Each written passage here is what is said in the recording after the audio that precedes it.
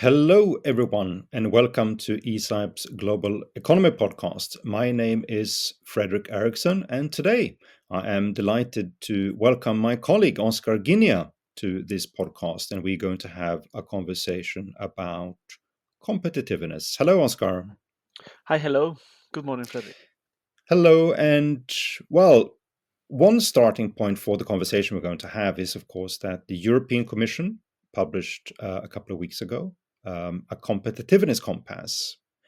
And we have both read that one carefully, and we've seen a lot of the discussions that have continued to unfold after the release of the compass. And what I took away from it was basically, in the first place, that they do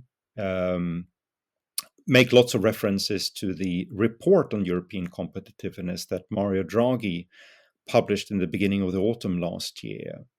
And when you look at the analysis that the Commission makes, the contextual points that they want to point to, they do rely heavily on the Draghi report. The other observation I made is that they don't really come with any specific proposal yet. The compass itself it includes a long list of different initiatives that it says it wants to take, but it remains to be seen what's going to come in these different initiatives that it takes. And that at least led me to the conclusion that, well, let's wait and see what they're going to do before we start to evaluate what they're doing. So I thought this would be a better opportunity just to take sort of a deep dive into the competitiveness issues, the substantive parts that Europe needs to deal with in order to improve itself. So, Oscar, over to you. How would you describe what are the competitiveness problems that Europe should address? Well, I will say that Europe has three main challenges regarding competitiveness, and we can cover them one by one. The first one will be energy prices. So energy prices are pretty high, and that has a negative impact on the competitiveness of European companies when they have to compete with other firms in other parts of the world with lower energy prices. The second challenge is the way Europe has go about European digital regulation and the impact that that regulation has had on in Europe's digital economy. And the third one is market dynamism. The fact that Europe has lower creative destruction and it tends to go through to the status quo, which is bad for competitiveness in a sense that what you want is an economy that channels jobs and capital, labor and capital, to the most productive companies. And as far as we have seen for the last years, Europe has been not very good at this. Hmm. Starting with the first one, then, energy prices. So, I mean, I think we all seen reports from around Europe with spikes in energy costs around, especially the start of the war in Ukraine. But I also gather from Draghi's report and from lots of analysis that this was just not a one-off. It's more of an endemic problem that Europe has, that its comparative energy costs are high. So when you compare to, for instance, United States or other countries, it costs a lot more to use energy in Europe than elsewhere. So how do you think this is affecting competitiveness? So let me say from the very beginning that competitiveness and sustainability are not two concepts which are opposite to another. To have long-term competitiveness, you need to have a sustainable economy. So that's the start. But what we have in Europe is, let's say, two tiers problem. The first one is energy prices. So we have higher energy prices than other regions, as you have said. Up to a point, we could target that problem with higher energy production. You increase the supply of energy, have more energy, the price of it will go down. But we have a specific problem in Europe too, which is price volatility.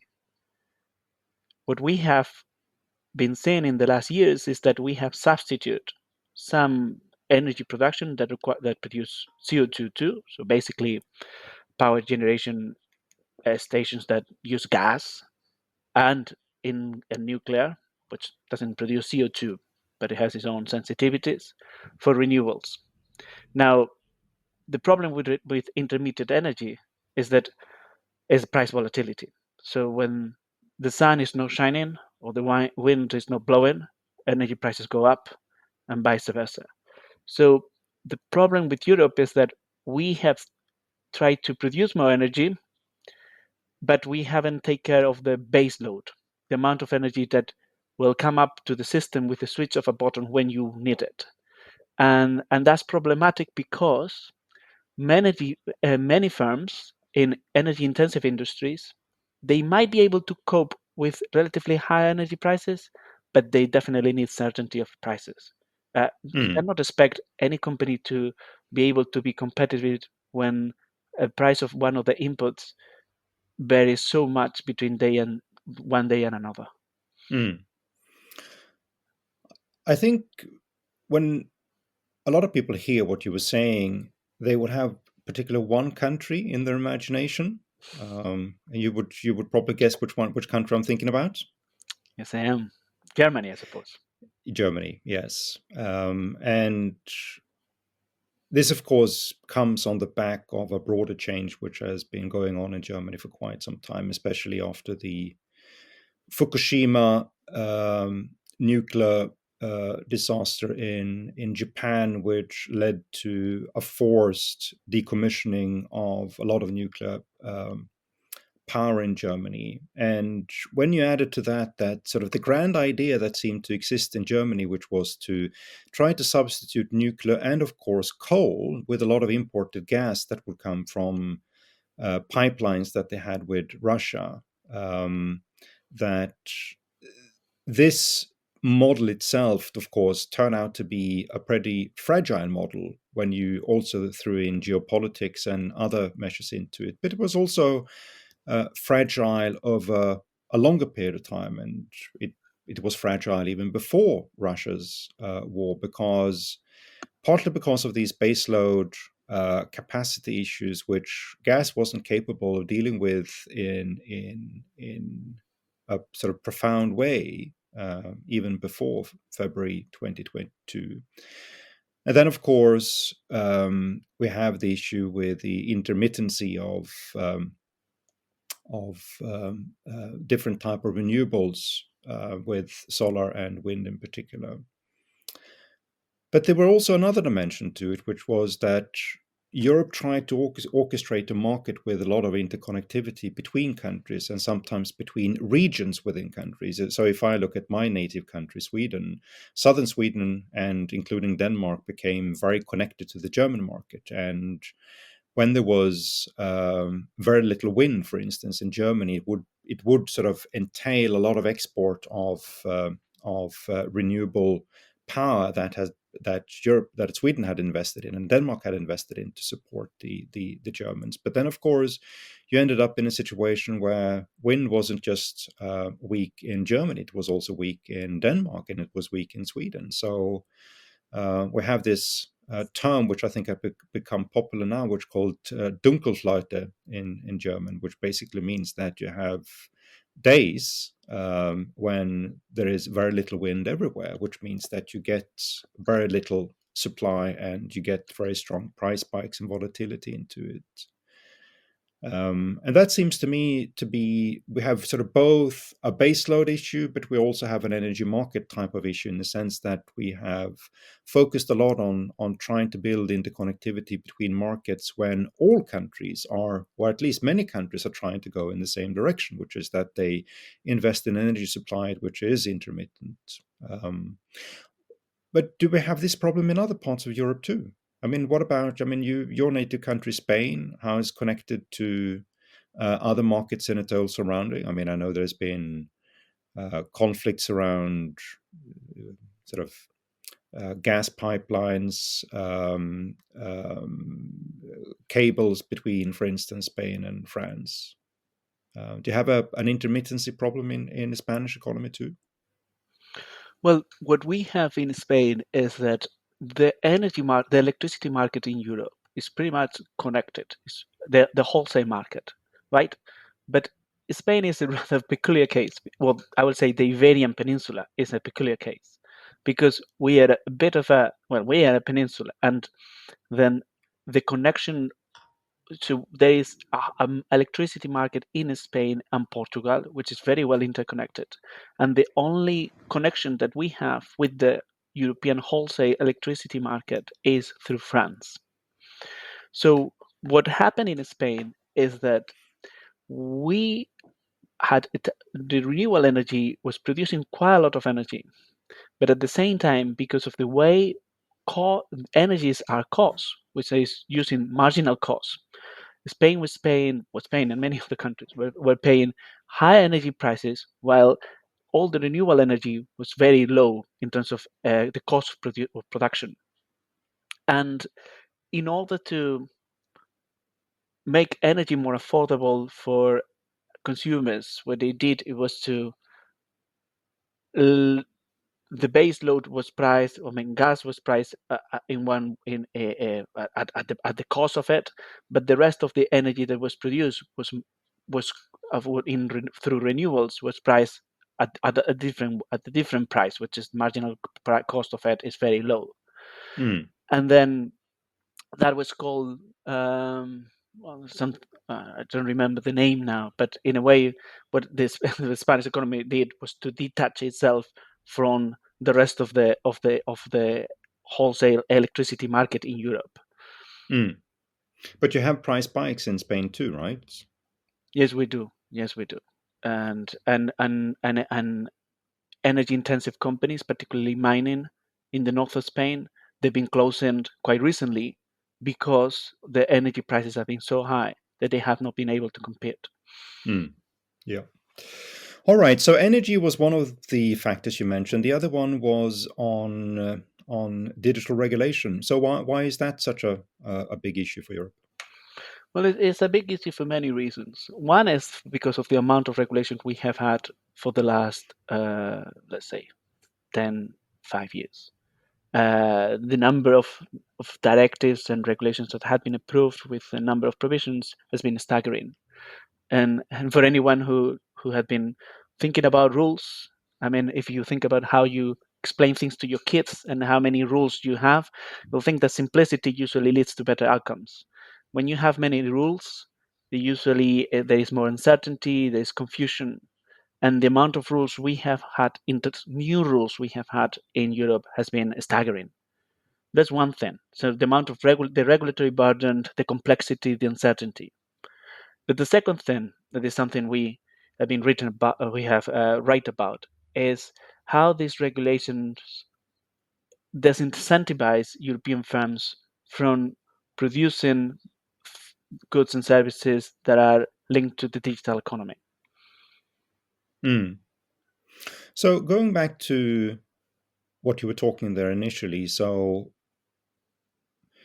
I mean the question here is so I mean you can regulate in many different ways, right?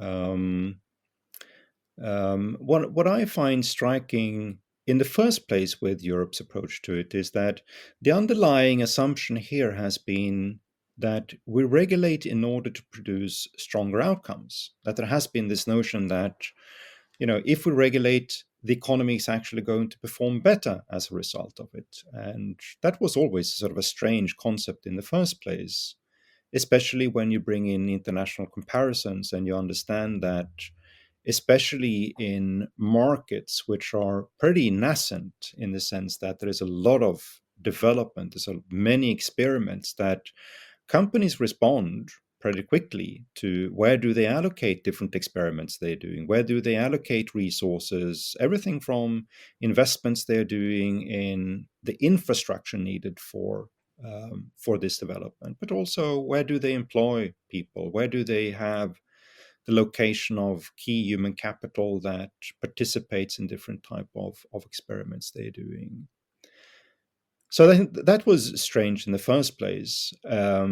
But then it becomes also the accumulation part of it, which is that it's not just that you get strong regulation in one part, you add lots of different regulations, and they build on each other, sometimes in a way which just isn't predictable, and sometimes in ways which makes it extraordinarily complicated for anyone that is covered by these regulations to understand what is it that the regulator actually wants me to do.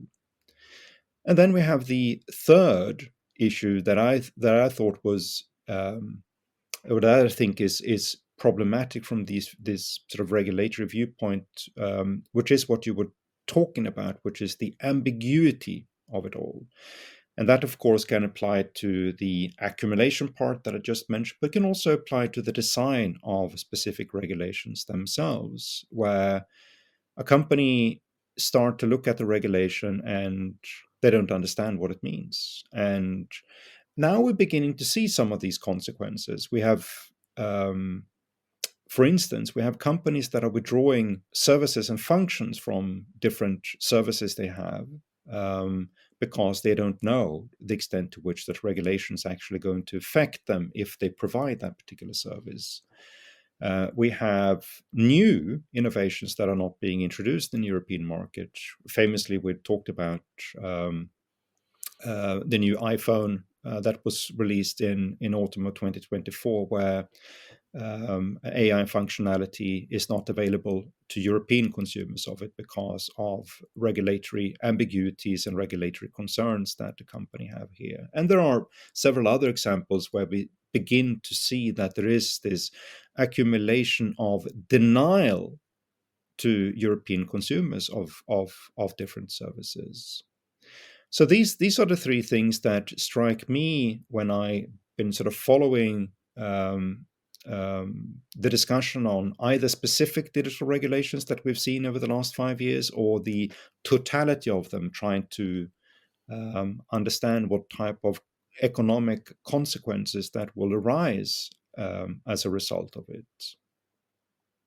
Yes, and let me add another thing is the effect of these regulations. I will say that over the last years, the focus on digital regulation has been on privacy. And we have had, I mean, the focus now on competitiveness comes as a bit of a compensation for the lack of focus that we had before. Let's take, for instance, the GDPR. Because of GDPR, a company can only use the data that for the purpose that they have with asked for that data. And that might kind of sounds like a very reasonable thing to do until you think about the effect of such a provision on the ability of European firms to use data, because you can only use it for what you have asked the data for. That really goes counter to the way data is used at this very moment. If you take AI and how artificial intelligence models are designed and produced, they throw a lot of different data sets into it. And researchers, companies, they don't really know what they're going to discover. It's just a process, right? So it's very difficult to say ex ante whether you will use this data for something and not for something else. And this is what we've been describing about endowments, right? And in traditional economics, we have labor and capital as economic endowments. Modern economies, we have data and software and other things. What these regulations do is they stop European companies from being able to use the endowments. And then they will have to, naturally, they will specialize in things that are not related to the digital economy. And this is a concern. Why is a concern? It is a concern because if you look at the innovations that are coming down the pipeline, the most exciting things, the things that really make an economy more productive, these are related to the digital economy. It's very likely that in the next years, the value added of products in pharmaceutical, in heavy industry, in cars will be related to ICT. So in that sense, the digital regulations, what they're doing is a bit of cutting your nose to spite your face, is making a very bad favor to the European economy and competitiveness. One thing related to that, Oscar, we have shown in lots of different papers that European productivity performance has been poor for some time now. And when we compare productivity performance to different frontier countries in technology, countries that are basically at the vanguard of leading with technological change, that Europe underperforms also vis-a-vis them. To what extent do you think underperformance in productivity is connected to the digital sector and perhaps even to we having regulated digital sectors too much in Europe? Very much so. I think it's one of the most important insights of the Draghi report. When the Draghi report compares productivity between the EU and the US, and it shows that the gap between both is increasing because the US is growing its productivity, and the EU is not doing it at the same pace. Then they go through sectors, and it shows that for many sectors, European productivity is equal or higher than US productivity. But the clear sector, the one which is lagging behind, is the ICT. And that is where the problem is, and that is where the focus should be in terms of the policy making. And that is Mm, clear that there are factors that make the European ICT sector, the contribution of the European ICT sector to the European economy much lower than the contribution of the US ICT sector to the US economy. mm, yeah. All right. Third factor that you started off with, Oscar, was market dynamism. So, what do you mean by that? Well, by market dynamism, what I meant is that the productivity, let's say, I mean, we should have talked about this before, but um, our, and I said ours because we have written about this, the concept of competitiveness is very much related with the concept of productivity. And the productivity of a country is very much make of the productivity of its firms. So when you think about the productivity of firms or a sector, what you want is that the firms which are more productive, more innovative, which are the frontier of technology, which is clear driver of productivity technology use, they will be able to grow. And to be able to grow, they will be able to receive labor and capital that is in the economy. And for that, you need a degree of creative destruction. You need companies to fail and others to emerge. So those losing the jobs can work in another company with higher productivity, better prospects. And if you look at how Europe's market dynamism has been for the last years, it's been disappointed. And then when you compare it with the United States, particularly in the ICT sector and in other sectors too, what you see is that it's a much more vibrant economy. So part of the reason why the EU productivity levels are lower than the US and growing at a lower pace, and also in the ICT, it's also because of market dynamism. And this also goes to a point which I was a bit disappointed when I was reading the Draghi report, because there was one absent actor in the Draghi report. At least he didn't make a big focus of it. What does sort of entrepreneurial dynamism, creative destruction perspective? And what we're talking about here, of course, is an economy with significant churn rates, where there is entry and exit on firms, where we have reallocation of capital and also human capital, where we have a progressive transfer in the economy, where we have more capital in all its dimensions, which are moving from low productivity entities into higher productivity entities. And in order to achieve that, we also need to have dynamism on the entrepreneurial side, because many of those companies that are going to become the higher productivity companies, if we talk about it today and we say, well, which companies are going to lead the market in 2035? The answer to that question would be we don't know. At least we shouldn't know right now who they are, because they are going to be companies that today may be quite small. Um, if you are in that sector, you may have heard of them, but in the broader uh, public, very few would have heard of them. But they are through not just technology, but also entrepreneurial capabilities. They are going to move to become very, very significant companies and going to challenge the incumbent ones. And for that to happen, they need to be allowed to challenge the incumbents one. And as a result, if we want to have that, we also need to have sort of less of industrial policy, which is basically conserving the companies that we have right now. Yes, absolutely. I think you nail it there, in the sense that when we're discussing this, what it comes to my mind is industrial policy and the template of industrial policy that we're using at the moment, which is very much in Europe, which is very much to decide which technologies, and in a way indirectly you are deciding which firms will get some subsidies. And then the subsidies and the way the subsidies are delivered is very much to maintain the status quo. And as you said, we don't know which will be the companies that will emerge in the next 10, 15 years, that will be leaders and will be the ones that are pushing European growth forward.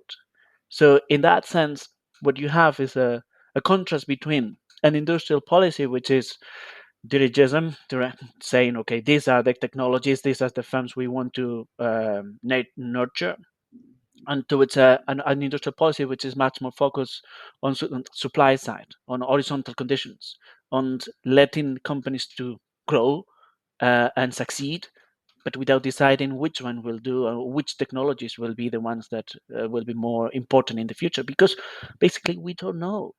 And I think that we should recognize that and use it in our policy making. Mm.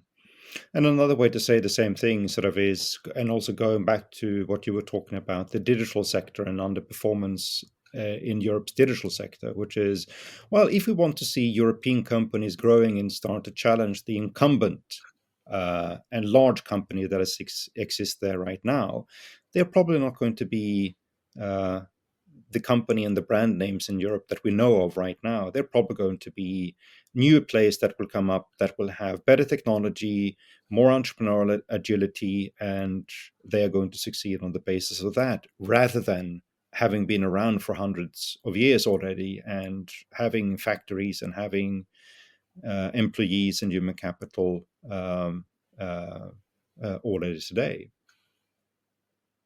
Yes, absolutely. Um, Just to wrap up, then, Oscar, there was another thing I wanted to bring up as well, which I was also surprised about in the Draghi report. He doesn't seem to think constructive, outward oriented trade policy to be very important for Europe. Were you surprised about that too? I was also very surprised and a bit disappointed, to be honest, in the sense that what I will say is one of Europe's strengths, and is one of Europe's strengths when you compare the EU and the US economy, turn it upside down and make it a vulnerability. And I don't think that's the case. European companies from, I mean, look at our countries. Most of them are relatively small in terms of population size. For a company to grow, they need to tap into external demand. So trade, what allows is European companies to scale up, and it also allows European companies to get better and cheaper inputs. I mean, we're talking about Europe when our share of GDP is shrinking, our population is shrinking. There is no way we'll get the top expertise, skills, and inputs from inside, only from inside Europe. We'll need to tap into external demand. And I think that's one of Europe's strengths, and we can see that into the at the moment with Donald Trump, we see that Europe is signing agreement or is wants to ratify and sign agreements with other countries to have kind of rule-based international trade that provides certainty, and that's definitely one of Europe's strengths. Hmm. And I saw a figure coming out for 2024 suggesting that 95% of all global growth happens outside Europe.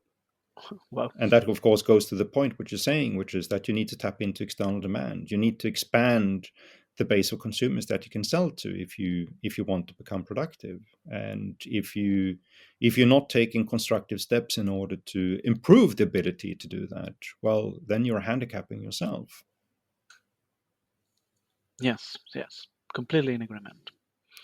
And this sort of problem with the Draghi report is mostly that he's treating trade as a vulnerability, and he's treating trade as something that should be folded into an economic security dimension, where Europe needs to take much more proactions in order to reduce its dependence on foreign markets. Yes, I think absolutely. I think our focus should be, in terms of competitiveness, should be to kind of look at energy prices, look at regulation, look at market dynamism, and the focus should be to make Europe a very exciting economy where we can export and engage with other countries, and where firms from other countries want to come and invest in Europe. I think that's fundamental. And the fact that we have seen plummeted foreign direct investment in Europe, I think is pretty symptomatic that we're becoming less relevant. The way to become more relevant for all this is to be a technological frontier, to be a place where people want to come, to invest, to live and prosper. And for that, they need profitable business opportunities. And we have strong comparative advantage in Europe, and we have rule of law, we have good, strong institutions, we have good quality of life, good food, and in some countries, good weather. But we need something else, and we need to make Europe an exciting place for people to invest and dedicate and innovate as well. Mm. Just to pick up one point more of what you were saying, because I found that interesting. You say that foreign direct investments are plummeting. What do you mean? What I mean is that when you look at the profile of FDI in Europe, what we have is that FDI have tried and foreign companies are not investing as much as they were investing before in Europe. And I think that's pretty symptomatic because you'll think of the reasons why a foreign company wants to invest in Europe will be because and the market is exciting, because there are business opportunities, because we have some skills and human capital that cannot be found in other places. And the fact that this is not that FDI has been dry and reduce, I think is a symptom of losing competitiveness. Mm. And when you say that it's been plummeting, I mean, has it gone down a little or has it gone down a lot? I don't have the figures at the top of my head, but it has been gone down a Mm. lot from before. I mean, it's staggering when you look at the graph. Mm. All right. Oscar, thank you very much for taking the time to talk about competitiveness. I mean, as I said initially, we had the European Commission launching a competitiveness compass a couple of weeks ago. It remains to be seen what they actually are going to propose in the weeks and months that will follow. And of course, we are going to keep a close track of these developments, and I'm sure we are going to come back on that issue also in the Global Economy podcast. Thank you very much. Thank you.